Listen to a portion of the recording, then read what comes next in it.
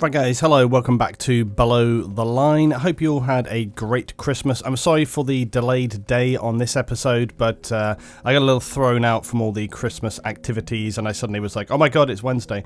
This is the series where I pose a topic for you guys, you comment on it down below, and then I look at your comments in the next video.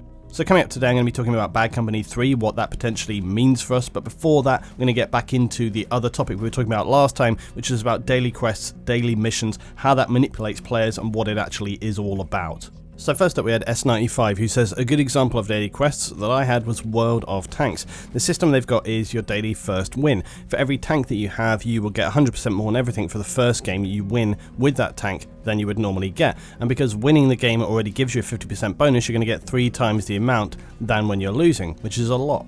It doesn't force players to do what they normally won't. You can do anything as long as your team wins the game, but because you can get it only once per day, you're going to fight even more for the game you win being the best game that you've performed in. It encourages players to work with their teammates to achieve victory, to encourage players to turn the tide when in disadvantages, and encourage players in advantages to push harder in order to maximize their game. And if players are just messing around but their team still wins without them anyway, then he's just wasted his bonus for not helping the team. So imagine a similar system being put into Battlefield. For every first win of every game mode, your first conquest win, your first rush win, etc., you're going to get double the amount of experience and scraps. It's going to be a better system than the lackluster weekly medal that we currently have. And quite honestly, this is actually one of the better concepts that I think I have seen when it comes to daily and weekly stuff, and I actually think it's one of the better concepts that could be actually implemented into Battlefield, because it's actually not manipulative. It's actually like saying, like I was saying originally about the daily quests thing, what you really want those daily quests to be is like a reward, like a handshake, like a hey, thanks for playing, thanks for getting involved in the game. It wants to reward you for being involved in the game, and way too often the challenges and achievements and things in Battlefield are always to do with kills, or always to do with, like, you know, score this match with X gun, kill this many people, cap this many flags. They're way too isolated elements. They're way too just disconnected from the overall big picture of the game. And that's probably the biggest problem when it comes to Battlefield, is engaging people in the big picture, because I think very, very often a lot of the challenges, the unlocks, all of those elements are to do with getting you to focus on these really specific elements. Like, even if it's something like being a medic, now you could argue that each of those specific elements plays into the bigger picture, but wouldn't it be better if they were just more generalized and more like, hey, work towards X thing, make sure you get a win? I mean, I remember back in Bad Company that when you were unlocking guns in Bad Company, all you had to do was achieve score a lot of the time. It wasn't based around kills or doing anything really special. It was just like, hey, get a good score, like, you know, build up this amount of score. And very often that's what I find is lacking in Battlefield 1, for example. I often find, I've said this before, that score is the biggest tell of, like, you know, what people are actually doing in a round, and I usually find that the top 5 or 6 players carry about 3/4 of a team's score, which is bonkers when you think about it. When you think there's maybe 20 odd 30 people in a match, those 5 or 6 people are carrying the whole team is insanity. So something that would encourage people to sort of push their score forward as well would be a really, really good thing, because it is an overall marker of just how much involvement people are actually having in a round. So back to the dailies, and Zama God says, I think Siege does a good job with daily quests by giving you a little extra for something that you're going to be doing anyway while you're actively playing the game, but the weekly quests already have some problems, like people flocking to whatever unit that's the weekly quest for that week. My biggest problem with daily quests or repeatable quests was in MMOs, because there it was just unimaginative crap to pad out time or to say that you don't need to grind because you've got a quest there, even though all you do for these quests is already grind. And it was in general just to feed on those addictive personalities. For me, quests like these were always a sign that the creativity, I think he's meant to go on and say that the creativity was lacking, which I would generally agree with. It does seem to be often that these quests, these daily quests, come out of the need or the feel that something has to be put into the game to kind of give the player something to do, but in and of themselves, they really don't add anything to the game. They're quite tedious, but people still feel obligated to do them. Essentially, it's just bleeding into the generally addictive nature of games. Okay, next up, Snowstalker, who says, my opinion of dailies is determined by what sort of game it is.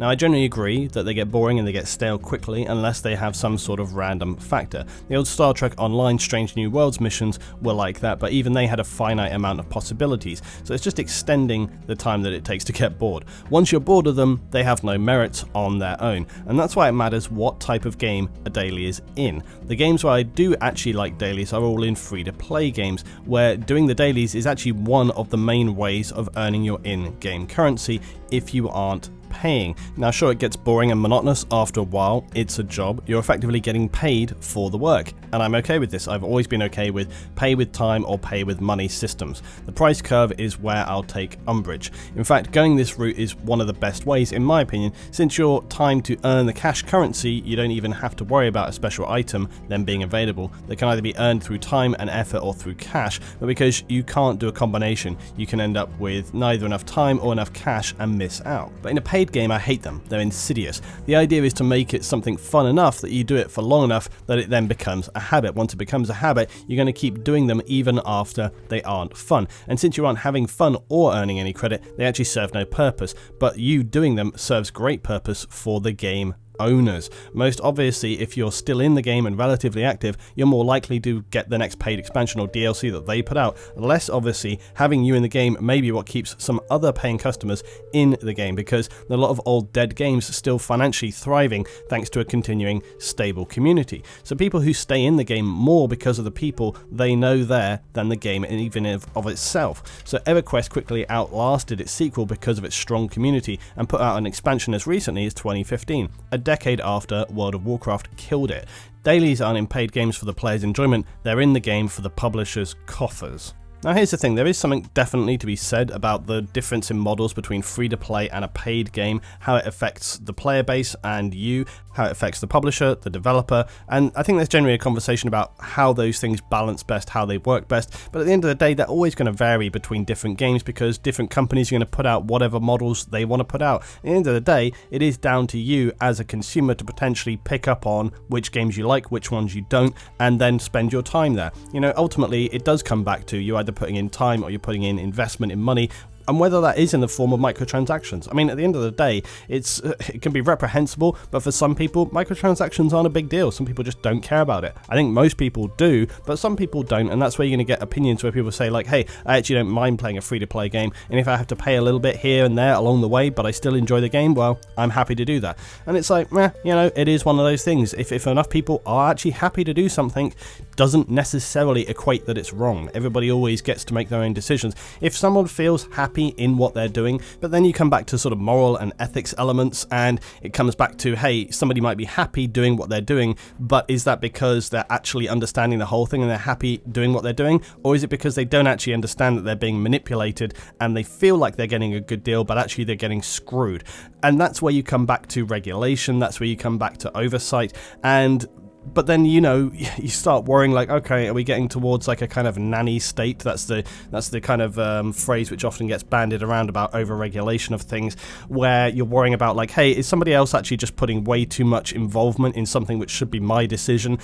It's a really difficult line to balance out, and at the end of the day, who's to say what you should be doing with your time and your money? If you feel happy doing what you're doing, even if you are getting manipulated, but if you're happy doing it, is that still then wrong? I don't know. The whole situation does get quite difficult, and it's quite a kind of tangle to unwrap and try and get into. There's so many different angles, perspectives. The whole thing's very subjective.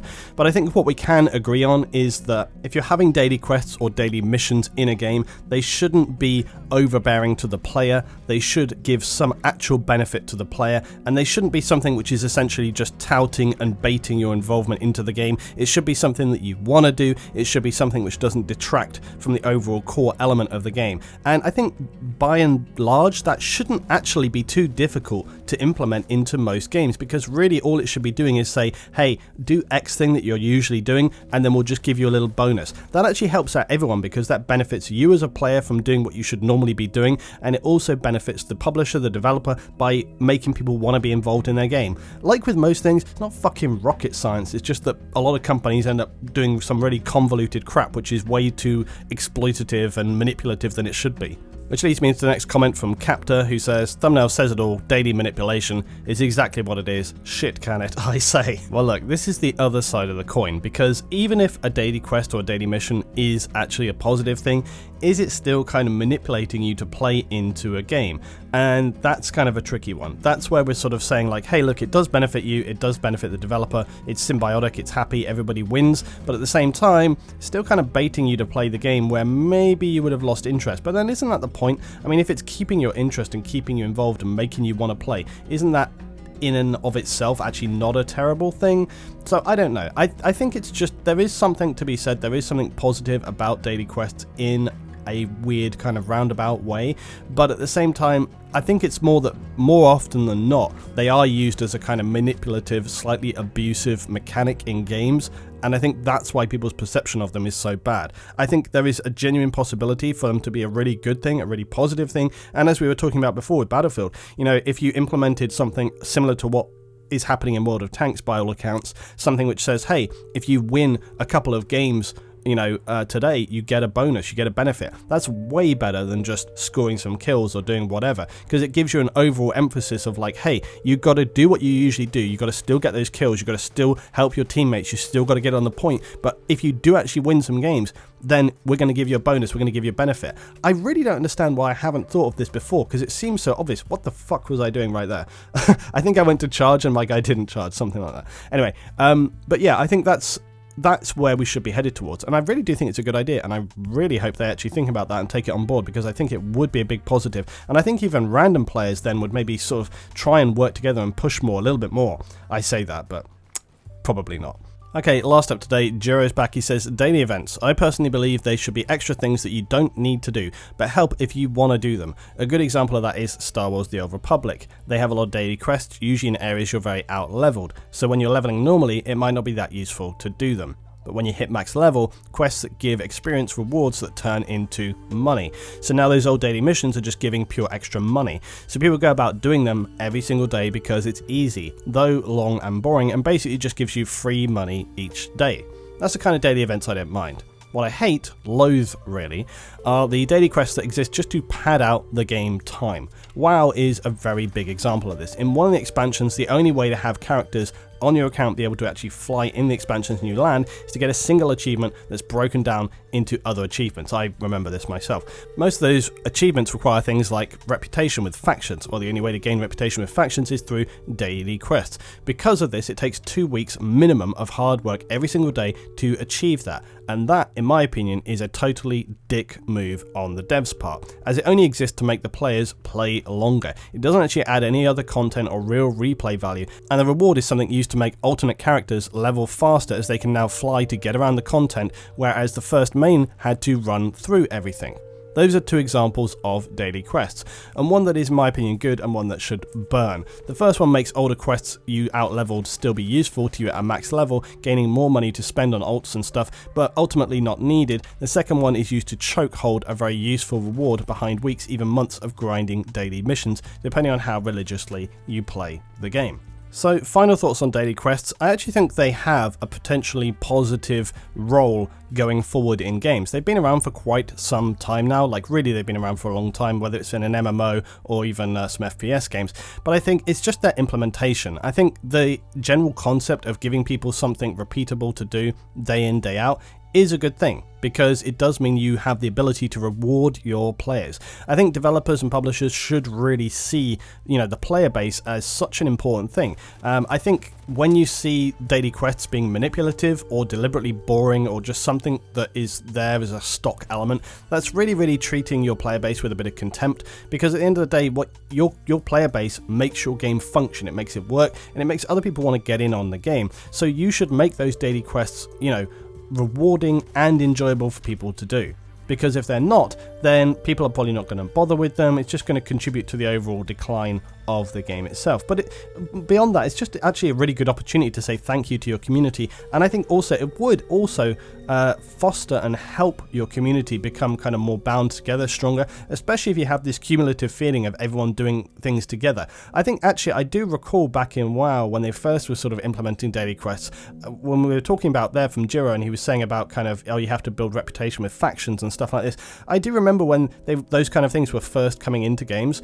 there was this kind of community spirit. There was this sort of feeling of like, hey, we're all working together towards this thing that we've all got to do. And that's actually a pretty nice feeling in a game. And I feel like that could be the case with Battlefield. Right now, I think that the daily quests and the sort of missions that you have to do are fairly disconnected, they're fairly generic, they don't really mean anything, they don't really give anything. But if there was something in there which kind of could overall help you out, and again, this could come back towards, you know, when you talk about like really legendary skins and all these kind of things, instead of giving people like some convoluted kills thing, how about it's just like some kind of score that you have to build up over time by winning rounds, winning games. You know, try and involve people in that bigger picture. Try and give people some kind of recognition. There's so many things when it comes to Battlefield, when it comes to say like aesthetics like dog tags and stuff like this, but you know, there should be some really cool stuff in there for people that are just overall kind of winning the games and all these kind of stuff. And I'm sure people are going to tell me like, oh LT, you know, there is some of that stuff there already, but I feel like, you know, it could be a stronger core implementation into the game, something that you kind of do regularly.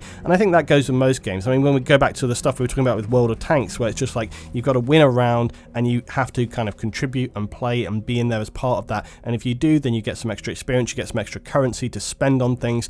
And you know, that's really where I think it should be headed towards. It should be saying like, hey, if you're here every day, we're benefiting you, we're rewarding you, because that then does make people want to play more. The only caveat that I would throw in there is you have to be careful that it's balanced, and that's a very difficult thing as well, because you want to make sure that it's rewarding enough that people feel good about doing it and they actually feel like they're getting something out of it. They actually feel like it's worthwhile doing that task in order that they get something at the end of the day.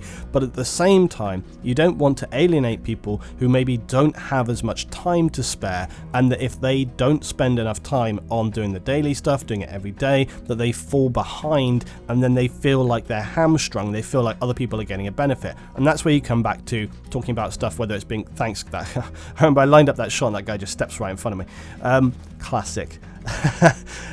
Yeah, you want to make sure that you don't end up with people feeling left out and they feel like they're getting kind of screwed over by other people that are doing the daily things. That's where it gets really tricky. So it needs to be kind of like a soft benefit, but as I say, something that is worthwhile. I don't know.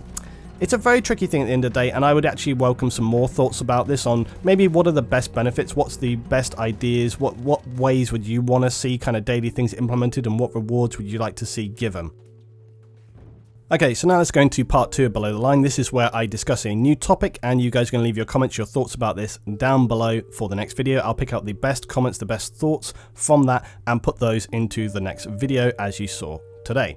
So leak and rumour season is well and truly open as we enter 2018. Speculation around the next Battlefield game is on fire, and you probably have already heard that the guy who accurately leaked Battlefield 1 has said through information that's come to him, he has called out the next Battlefield title being Bad Company 3, and that it would be Vietnam and Cold War focused.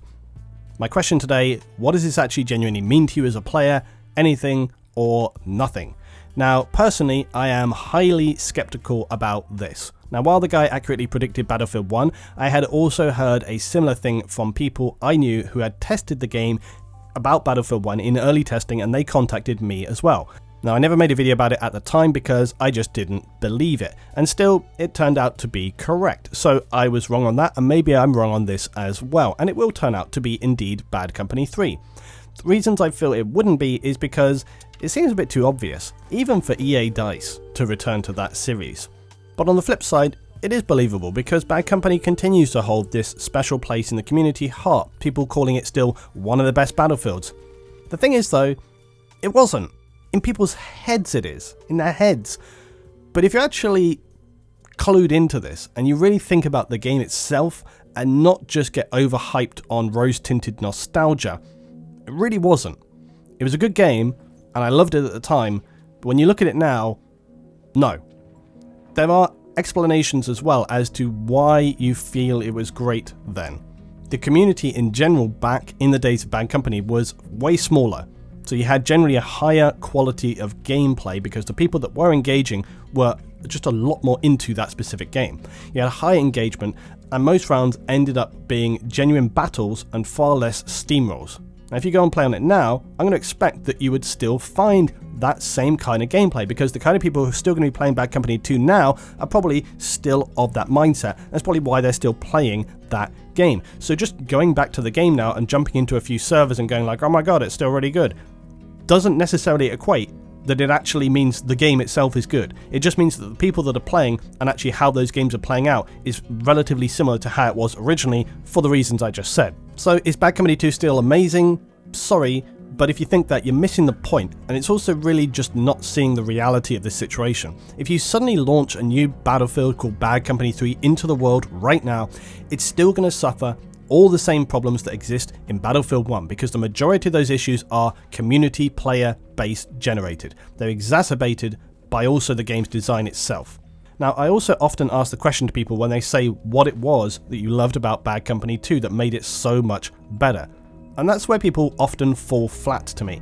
It really comes down to what you want from your game. And this is always going to be highly subjective. There is the argument to be made that in adding so many more weapons and gadgets and general items to the games through BF3 and 4 and onward, that this made balancing more difficult and also made some weapons just feel like trash guns that didn't really matter. I know Level has talked about this endlessly, about all the added extra stuff. In fact, he's been talking about it since Battlefield 3, and so have I. Now, whereas in Bad Company times, you had only 7 guns per class, plus some of the universal guns that were in there as well, as opposed to in BF4, where you had 14 choices for your base class, plus 12 carbines, 9 shotguns, and 8 DMRs. You had a hell of a lot more in Battlefield 4. So just looking around, it's easy to realise just how much was added in those later games. And there was also the point about destruction. People always talk about this, hey, remember in Bad Company the destruction was so much better? Well, you'd actually see pretty much most buildings had some form of destruction in them. And I often hear about just how massive that destruction was in Bad Company. Oh, it was so amazing, it just level it to the ground. If you go back and look, it really wasn't. Really not the sandbox levelling to the ground that people seem to remember was there. Certainly very little micro destruction. Yes, you could bring down a whole house in Bad Company 2, but it was pretty generic by the standards of destruction in Battlefield today. Now, yes, of course, it can be updated and brought forward, so that is true. Now, vehicles. Well, I, for one, I didn't shed a tear when we lost the ever-circling attack helicopters. Remember that? Something I think all people are going to be familiar with who actually played back in those days and are not just going back and looking at the game because people suddenly seem really buoyed up on it and really hyped about looking back there. Because I swear, some people that are talking about it actually didn't even play it back in the days when it was actually being played. So for the people who didn't play back then, circling attack helicopters, where they would basically just 360 rotate and orbit one of your sites, either whether it's a control point or a rush point or whatever. They would fly around and around and around, just orbiting your position, and they would just fuck you over again and again and again. And why was this possible? Well, it was because lock-on missiles were not a thing. And I can hear people readying up their sharp vitriol going, LT, surely just get good with RPGs. Well, no. Yes, you could shoot down helis with dumbfire RPGs, but again, if you actually played back then, you're going to remember that the travel time of those fired missiles was pretty bloody slow. And this meant it was actually fairly easy for any pilot with a bit of skill to just keep the heli moving fast enough that they could nearly always dodge those incoming shots if they were good pilots. Now again, you can just say, okay, well, they had the skill and they can evade and blah, blah, blah. There should always be a counterbalance. There shouldn't just be a thing where people can essentially just do it with impunity. And you know what? That did exist, because what people would do instead was they would hit helicopters with a tracer dart. And this was a gadget that would turn dumbfire missiles into guided.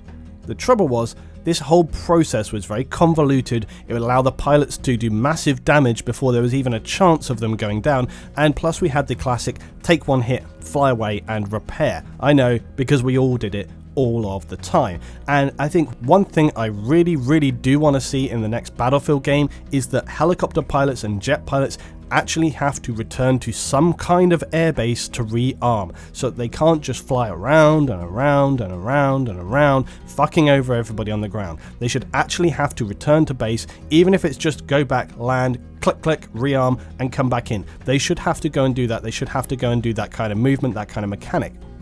Now, what about the old rush crates? Do you remember that they were destructible? Because we forgot about that one, didn't we? Back in Bad Company 2, rush MCOMs, let's call them still MCOMs, were actually destructible. This means that even if you couldn't arm up the MCOM, you could actually usually snipe it with RPGs, or in some cases destroy the building surrounding it to bring it down. Now, this was really a double-edged sword, because on the one hand, if your team were, let's say, less than motivated to play the objective, it was usually possible for a team of 2 or 3 people to bring down an MCOM. On the other hand, as defenders, it was incredibly frustrating to see your strong defense get ruined by 1 or 2 people who just got some lucky snipes onto your rush base and having to fall back over and over again. It swings and roundabouts, but I was greatly happy when this disappeared in Battlefield 3, never to return. I don't want to see that come back either. Lastly, I'm just going to talk about the soft handling of the player, your player. And this is something I'm amazed never gets brought up by people who are just unspecifically gushing over Bad Company, like, oh, this is the best game, blah, blah, blah. This is the player handling and general movement of your player model in Bad Company 2. It sucked. It was weird, clunky, it just felt soft and just like you were dragging your feet all the time. It generally had very little precision other than when you were ADSing. It felt weird, horrible, it was wishy-washy. You felt like you were constantly kind of clicking onto objects around you. I don't know. I hated it then and I hate it now. And if people are still loving that, then no. Just no. Where we are in Battlefield now with movement feels good to me. It feels sharp. You know where you can control your player. You can get in, you can get around people, you can use cover very, very well. Remember in Bad Company, of course, you didn't even have prone. There was actually a discussion about whether or not that would be a good or a bad thing to bring back, whether or not you could actually restrict people from going prone. I wonder how much that would alter the gameplay. I would almost be very curious to see just kind of how that would affect things. It's an interesting one, but I think it would drive people crazy, honestly, so they're probably not going to bring that back. So this is where we come back to really talking about, you know, when people are saying it's Bad Company 3, are we really talking about literally bringing back many of the core elements of that game? Or are we talking about taking the skin and the veneer of Bad Company 2 and laying it over the current Battlefield model, the current Battlefield mechanics? That's something, and this is where I come back to, what does it actually mean? If all you're doing is basically reskinning Battlefield as it is now with Bad Company, what does that even mean? And where do you draw, like, what makes the game Bad Company? And this is where I really come to that point where, does it actually mean anything at all? Are they essentially just cashing in on the hype, the almost irrationally gushing nostalgia that is for Bad Company? Where, like I say, I really strongly feel that people are remembering the experience and not necessarily the game, for the reasons that I stated previously. And if that is what they're doing, if that is the direction they're going, if they're just trying to cash in on that feeling that people had in order to create the hype, I mean, I can see it now. I can see it now where they release a load of teaser trailers for like Bad Company stuff and people are going to freak out and lose their minds and people are going to go crazy, but it's not actually going to mean anything. It's going to be meaningless. It's just meaningless tripe that is, I haven't used tripe for a long time, but it's just meaningless. It's nonsense. It wouldn't actually make anything other than a gigantic viral hype based marketing campaign, and that is everything that's been fucking wrong with this game for the longest time. If they go down that road, it's going to be such a slap in the face. If they actually are going Bad Company, they need to explain why they're choosing that, what's good about it, and why they've gone down that road. Because if they don't do that, then it's just a veneer, it's bullshit, it's marketing, and it's just only going to continue to reaffirm everything that I think is wrong with this franchise. There needs to be an actually proper understanding of like why you're making those decisions, and it shouldn't be just, oh, we're fulfilling community nostalgia, because that is bullshit, and like I say, I actually think it's strongly misplaced anyway. So this brings me back to my conclusion, which is that I always feel like what most people want back is not Bad Company. What they want back is the feeling they had in Bad Company, which was basically people working together better, a bit more balance, a bit less chaos, and generally a cleaner, more enjoyable experience. That's what people want, which is what I've been saying forever and ever. And it's why I have so little faith this is going to happen. Because you can call the game whatever you want to call it, but until EA DICE find a way to help focus the people playing away from shiny trinkets, constant fast-paced close-quarter engagements where you just trade, more toward seeing the overall picture of the battlefield, cooperating to achieve goals, it really doesn't matter what the game is called, how it's themed, how it's marketed. The underlying issues are still gonna be there. They will still fester, they will persist, and they will bleed out all over the place after release. So today we're talking about Battlefield. Is it Bad Company 3? What is that going to mean to you? Please drop your thoughts, your comments down below. As always, guys, I'll see you next week for some more Below the Line.